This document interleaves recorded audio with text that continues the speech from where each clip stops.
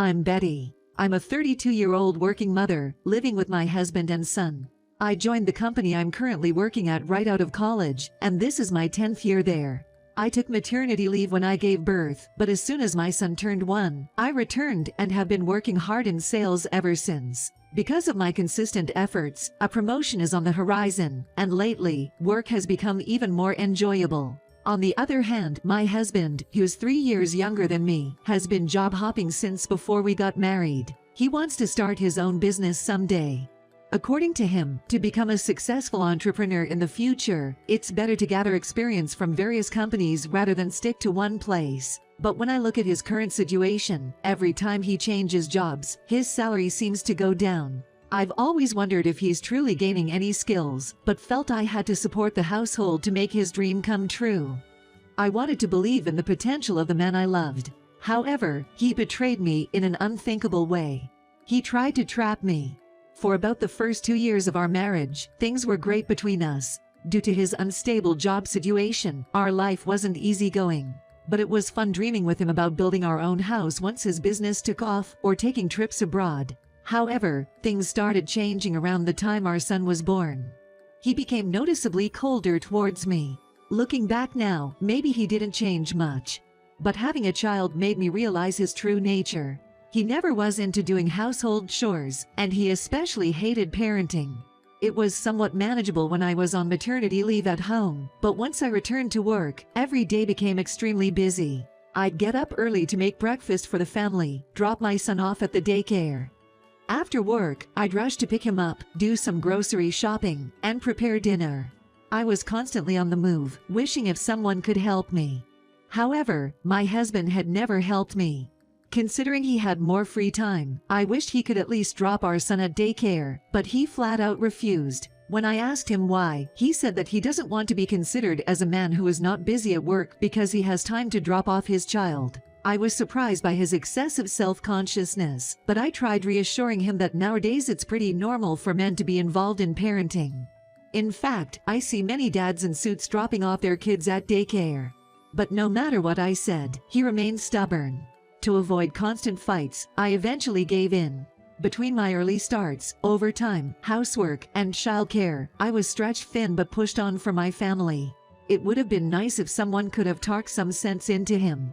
The only person he seemed to respect, my Phil, unfortunately, was on a work assignment in another state. My Phil always understood and appreciated my work, often praising me for managing both my job and household chores. Even during my pregnancy, he advised his son to take care of me. However, not long after our son was born, he was transferred far away. His wife, my Mill, stayed at their home. Unlike him, she was soft on her son and always took his side, so she wasn't of much help. Being a longtime housewife, my Mill seemed to disapprove of me continuing to work post-childbirth. She might have also been bothered by her son's unstable job history. It irked her that I, his wife, was achieving more at work. She'd often drop sarcastic comments about me neglecting my duties as a wife and mother by focusing too much on my job. She was probably aware that I was the one who mainly supported the family financially, though. At one point, she even said it was cruel to leave our son at daycare for long hours, and that I should just quit my job. Probably, with my Phil away, she felt a bit lonely. She'd occasionally drop by our place, throw some shade, and then leave. It was hurtful being criticized one-sidedly, but I thought maybe it's just hard for older folks with traditional views to understand. I kind of resigned myself to it. But what's worse, it seemed my husband also begrudged my success at work. One day, I got a raise because of my hard work. However, when I reported it to my husband, all he replied was, "Okay." I was saddened that he couldn't even offer a simple congratulations, even just as a courtesy. Eventually, he began to berate me, suggesting that I was becoming conceited just because I was earning a bit more. I faced continual criticism from my husband and Mill.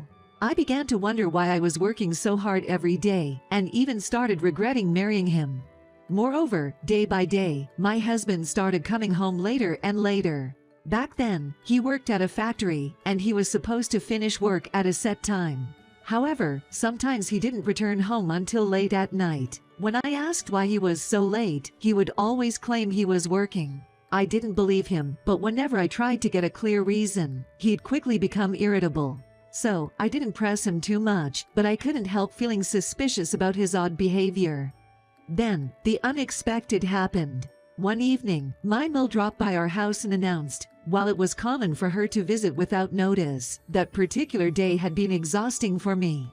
Earlier, there had been a field day for my son, and after several days of overtime and waking up early to make sandwiches for lunch, I just wanted to sleep early, especially since I had an important business meeting the next morning. My son seemed to be also tired. By the time my Mill arrived, he was already in his bedroom. But with her there, I couldn't just go to bed. Feeling obligated, I dragged my tired body to the kitchen to make her some coffee.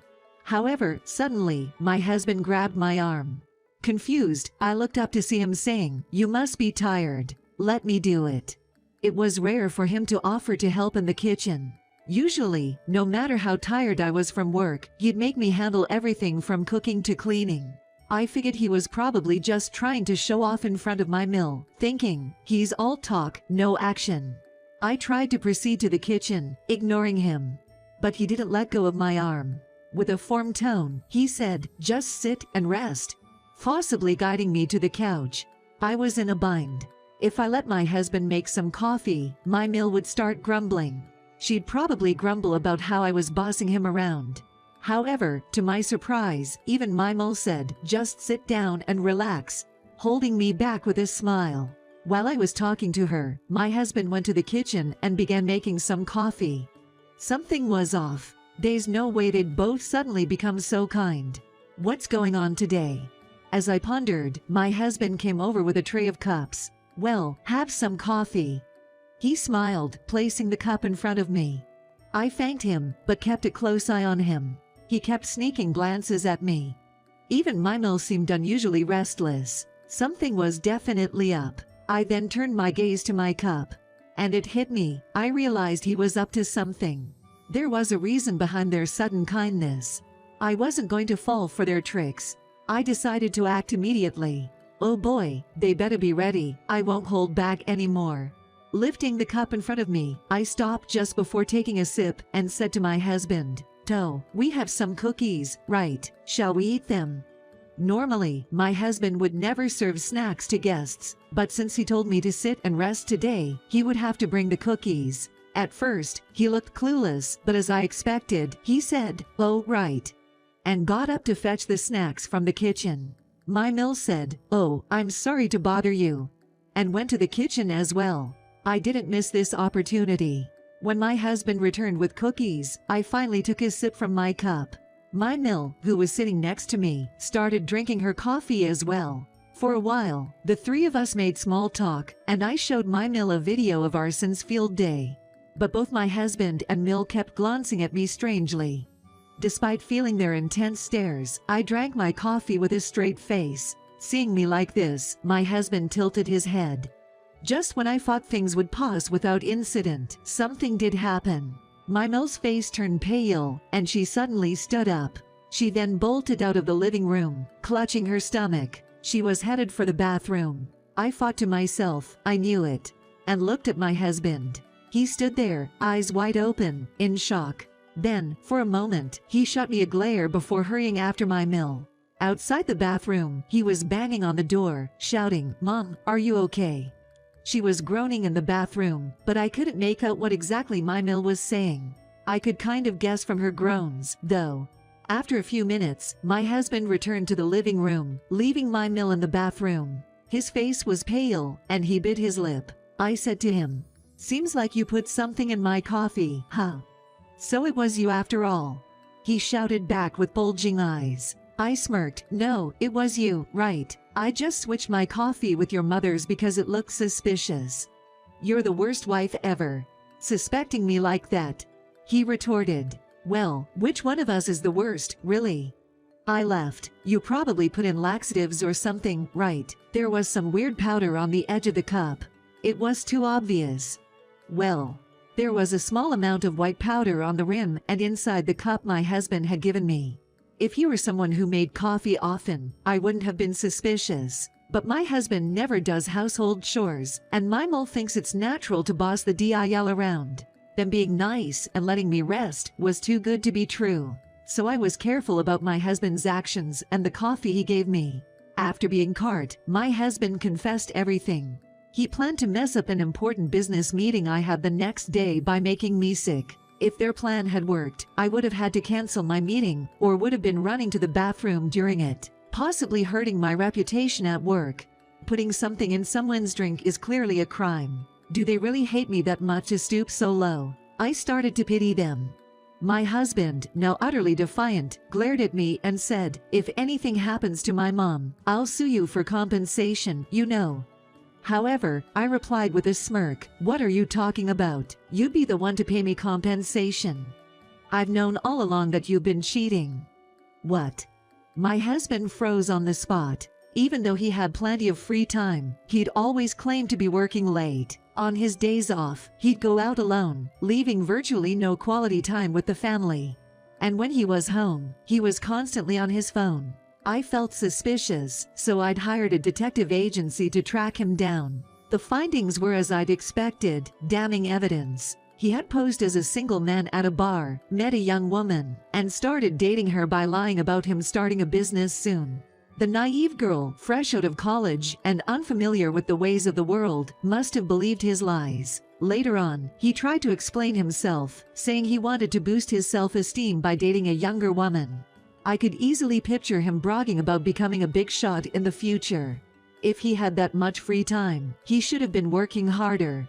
Perhaps it was always unrealistic to think that a man as spoiled as my husband would ever start his own business.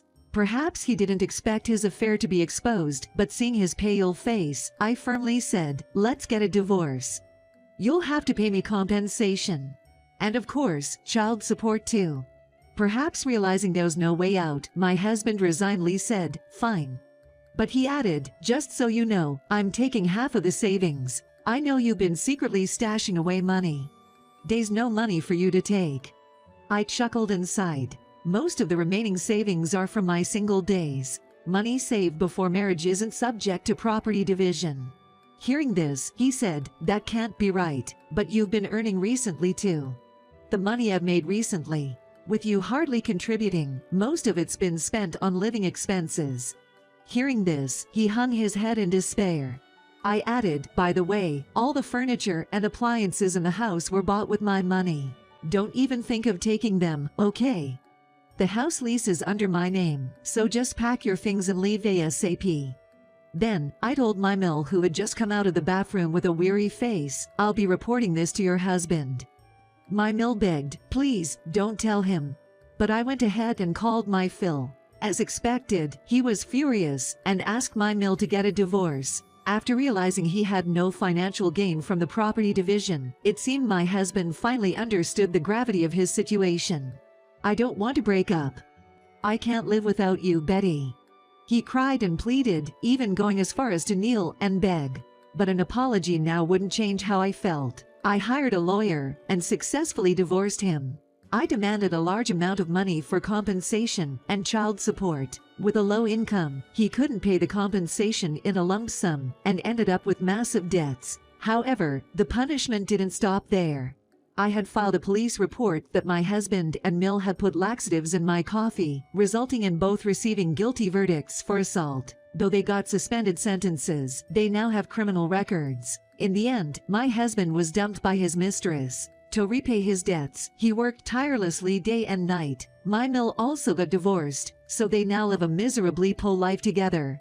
He got what he deserved for trying to sabotage me, the backbone of our family, out of sheer jealousy. As for me, I recently had a very successful business deal and was promoted to the sales team leader. I moved out of the apartment I shared with my husband and rented a new condo. My son and I are living happily together now. While my first marriage was a failure, I'll keep working hard and try to enjoy my life. Take care, everyone.